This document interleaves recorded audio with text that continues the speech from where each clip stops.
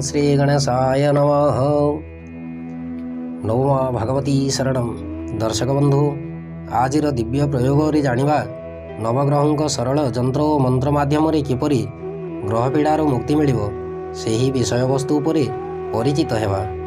जदि काहारी को ग्रह पीड़ा हुए तेबे चंद्रग्रहण, सूर्यपराग, दीपावली, विजया दशमी, श्रीरामनवमी, अमावास्या किंबा श्री पंचमी इत्यादि दिन में शुभ मुहूर्त देखि अष्टगंध द्वारा भोजपत्र उपरे यही नवग्रह जंत्रटी को अंकन करंतु। तापरे नवग्रह स्तोत्र को अति कम 8 थर पठन किंबा श्रवण करंतु। तत्पश्चात जंत्रटी को धारण कले नवग्रह शांति होए मनोकामना अवश्य पूर्ण हेबो। जंत्रटी आपण स्क्रीन उपरे देखि पारिबे। मंत्रटी एहिपरि।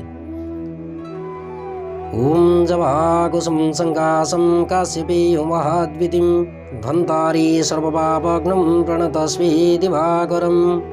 ओम दिव्यं शंखं तुषाराभं क्षीरतान्नवसंभदं नमामि शिरसा सोमं शम्भुमुकुटभूषणम्। ओम धरणी गर्भसम्भूतं विद्युत्कनकसन्नभं कुमारं शक्तिहन्तश्चं लोहितांगं नमाम्यहम्। ओम प्रियंगुं कलिकाश्यामं रूपिणं प्रतिमं बुद्धं सौम्यं सर्वगुणोपेतं नमामि शशिनः सुतम्।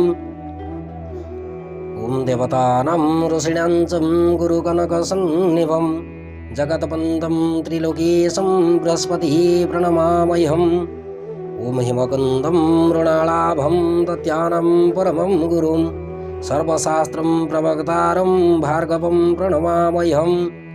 ओम नीलाञ्जनं समाभासं रविसोनो महाग्रहं छायाया गर्भसंभूता वन्दे भक्त्या शनैश्चरम्। ओम अर्धकायं महाघोरं चन्द्रादित्यं विमर्दनं सिंहिकायां सुतं रुद्रं तं राहु प्रणमाम्यहम्।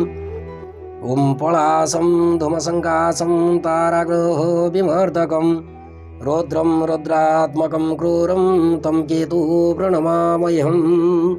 दर्शक बंधु, यही नवग्रह स्तोत्र को अति कम दिनटी गोटे बार पठन किंबा श्रवण करेंगे निश्चय ग्रह पीड़ार मुक्ति मिलिबो निसंदेह।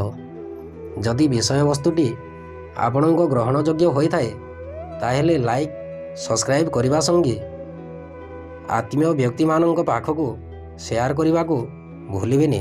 एवं अनुमति दियंतु। नवमा भगवती शरणम।